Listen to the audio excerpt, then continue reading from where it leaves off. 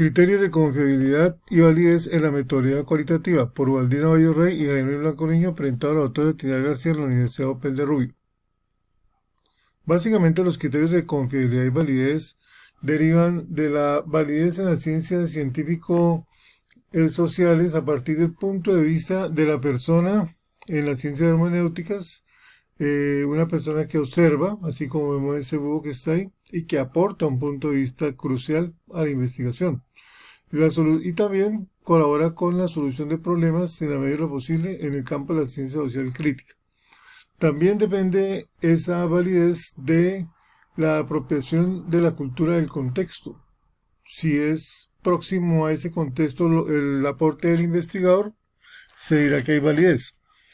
De los criterios de análisis de validez de la investigación cualitativa, entonces tendrán que ver con confianza, con credibilidad, con transferibilidad y con confirmabilidad.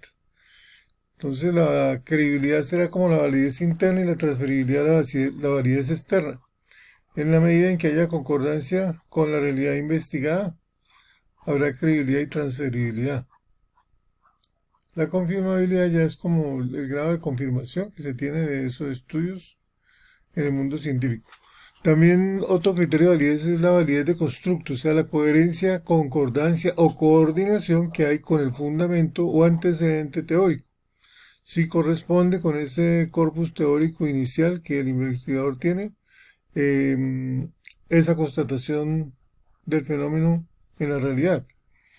Entonces, esto le dará validez porque concuerda con esa teoría que él tiene previamente. La validez en cuanto a estrategias de verificación también nos remite a unos criterios inherentes a las preguntas de investigación, las cuales se van a relacionar con el marco conceptual, los objetivos de la metodología, la misma validez y confiabilidad de la operación de la investigación. Y pues nos va a hablar de la flexibilidad, de la creatividad, de la sensibilidad, de la habilidad para responder a lo que sucede en la investigación. La recolección y análisis de la información son coherentes. Tienen que analizarse correctamente lo que se recolecta, interpretarse coherentemente. Por ejemplo, yo diría que en tiempos reales hay un problema como de inclusión de algunos sectores sociales en Colombia, que tienen que ver con la juventud a nivel de desempleo o a nivel de estudio o de oportunidades. Pero al mismo tiempo también estamos observando ciertos comportamientos de intolerancia que están afectando la misma economía, que no deberían ser los métodos más idóneos para la resolución de conflictos. Estamos observando la necesidad de un diálogo supremo, de un diálogo democrático, de unas vías civilistas de resolución. Entonces, existen muchas aproximaciones a la investigación y en esto cuenta mucho la recolección de datos que se está efectuando en este momento para que haya esa coherencia. También tiene que haber una interdependencia de la investigación cualitativa entonces entre la pregunta y el método, el cual está en triangulación con la información y con el análisis de información. Naturalmente que Colombia es un país afectado por fenómenos transnacionales de mercadeo que han conllevado algunas estructuras de guerrerismo que han afectado a la economía, pero también Colombia está afectada posiblemente por fenómenos de desigualdad, de subdesarrollo, de falta de reformas y de políticas de desarrollo adecuadas, quizá políticas de inclusión que han conllevado fenómenos de desestabilización, sobre todo porque estos fenómenos se dan en un momento de pandemia y porque inesperadamente se han confabulado algunas fuerzas de desestabilización que no ayudan mucho a la resolución democrática o civilista del problema, sino que más bien como que lo agravan. Es decir, las vías de vandalismo no son tampoco las vías de la resolución dialógica de un problema. Tiene que haber un diálogo de los paradigmas, como decía de la Cortina. Entonces, donde se sienten las posturas más relevantes y hay un diálogo con sensatez mucho más allá de los paradigmas ideológicos, de las sacralizaciones ideológicas o de las polarizaciones, donde realmente se resuelvan los problemas y no se agraven como para generar mayor empobrecimiento o para generar mayores factores de corrupción que oscurezcan la situación y que nos lleven a una situación de caos parecida a la de una dictadura. Entonces es preciso que haya realmente un análisis cabal de todos esos elementos de la información. Y pueden haber muchos más elementos del contexto, naturalmente. No podemos descartar en este momento los fenómenos colaterales de intransigencia en la negociación, de falta de vías democráticas de resolución, que son las que se necesitan. Sobre todo, recordemos que se ha descubierto que las sociedades patriarcales eran sumamente convivenciales, no solo entre los géneros, sino que ellos tenían vías dialógicas y poco conflictivas de resolver las situaciones. No hay fotografías o pictogramas de luchas entre pueblos tan marcados, como si en nuestra sociedad han habido fenómenos de propensión a los conflictos, pero tenemos que aprender a resolver los conflictos por la vía del diálogo y de la convivencia.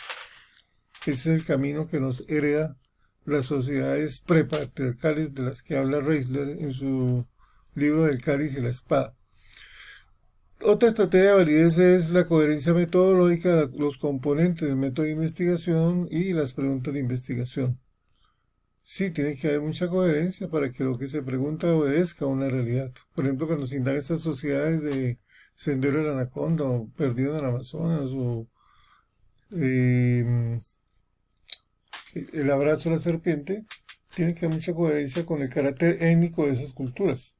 Unas culturas de pronto muy cercanas o muy próximas a la interrelación con el mundo natural, con las cosmogonías, con lo espiritual también y con posiblemente con alguna forma de interrelación convivencial bastante altas, que han sido heredadas posiblemente de nuestros antecesores o ancestros prepatriarcales, que eran altamente convivenciales o igualitarios.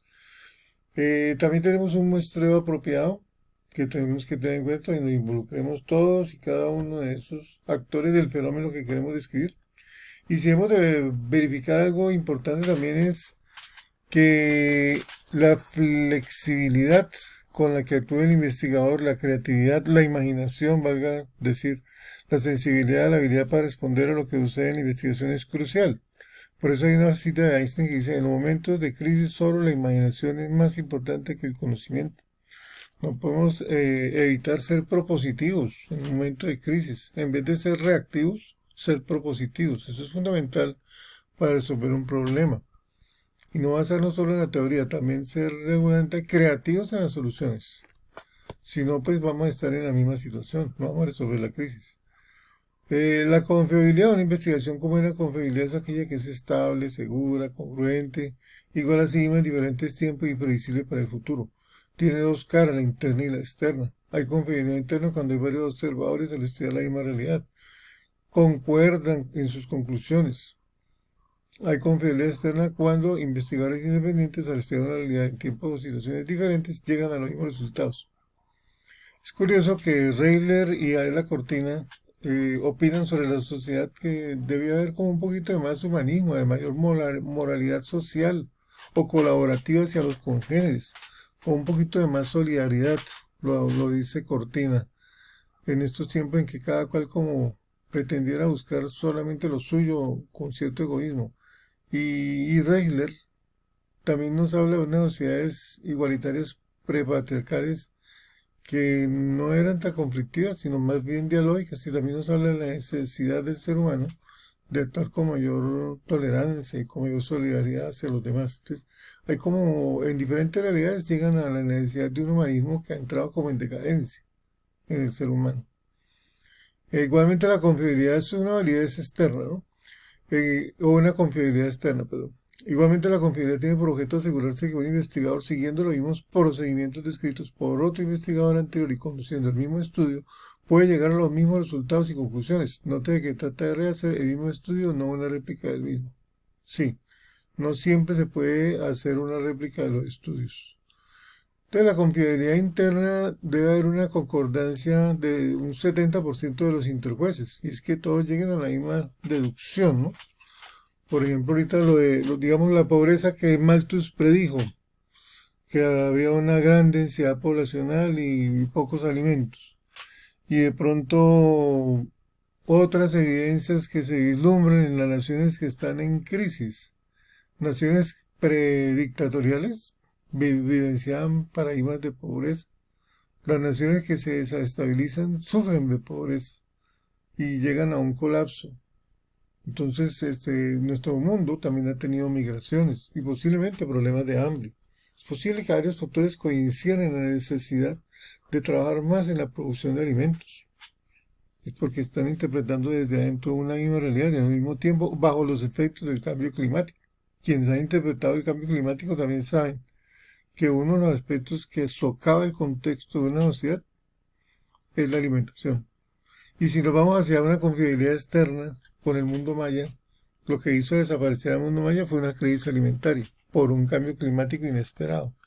Entonces nosotros tenemos que tener cuidado con eso cuando estamos ahorita en el tiempo de calentamiento global y de migraciones, porque este es un fenómeno que de alguna manera es transferible o nos afecta también a nuestras culturas. El consenso de observadores de un mismo fenómeno puede dar credibilidad y puede dar congruencia a una investigación. Pues sí, las posibles tesis sobre la desaparición del mundo maya no serán muy distantes de las secuelas que ha traído el calentamiento global en nuestro tiempo, que son fenómenos distintos, pero hay ahora una misma conclusión sobre la incidencia del clima en la agricultura. Crucial. El mundo egipcio se salvó de milagro, porque tuvo una iluminación divina que le hizo aprovisionarse de alimentos. Pero son excepciones en la historia. Realmente el clima sí puede hacer que se afecten las sociedades y existen puntos de equilibrio. Nuestra sociedad posiblemente ha llegado a un deshielo sin precedentes que amenaza la misma capa de ozono y la misma situación de calentamiento global por la misma evaporación. Mientras los animales van desapareciendo porque ya son límites críticos de supervivencia, el ser humano debe temer que haya una explosión de gas metano desaforada que genere gases de invernadero o que el mismo vapor de agua genere y agudice los problemas de invernadero. Por eso no ha disminuido la temperatura. De manera que esto sí es crucial para la producción de alimentos y para la supervivencia. Bien, ahora lo que tiene que ver con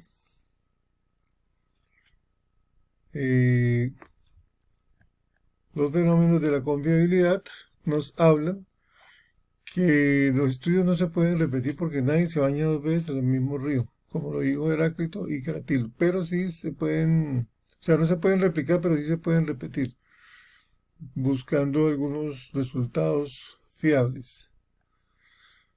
La confiabilidad está entonces viene dada por el nivel de participación de los informantes, hay que saberlos identificar, por el contexto físico, social e interpersonal, por los supuestos metateóricos y por el método de recolección de la información. La credibilidad y la calidad, los criterios que comúnmente se utilizan para evaluar la calidad científica de un estudio son la credibilidad, auditabilidad y transferibilidad.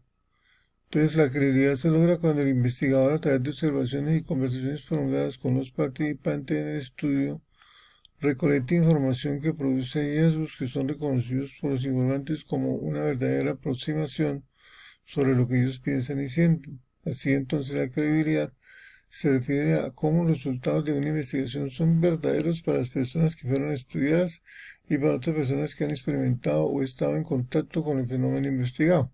Entonces, cómo esos resultados son verídicos. Es posible que nadie niegue que los datos de feminicidios son reales y veraces para describir una problemática crítica de nuestro tiempo, que posiblemente hace 2 décadas no teníamos la agudización de ese fenómeno.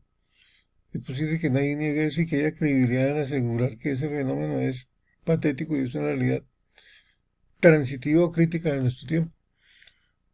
¿Con qué pudiera estar asociada? Pues posiblemente con fenómenos de pérdida de valores, consumismo, una degradación de la mujer, inequidad de género, una sociedad muy distinta a la prepatriarcal descrita por Reiler en sus estudios. Entonces, muchos informantes dirán que sí, que a veces hay ese tipo de incomprensión hacia la mujer en este tiempo. La calidad investigativa tiene que ver con la transferibilidad de los conceptos. Por ejemplo, en diferentes contextos de aprendizaje podemos transferir teorías y modelos. La credibilidad, también investigaciones, claro, aportes. La credibilidad, la auditabilidad, todo esto tiene que ver con la calidad y la triangulación que hagamos de teorías, técnicas, investigadores, datos para generar confianza, que con la riqueza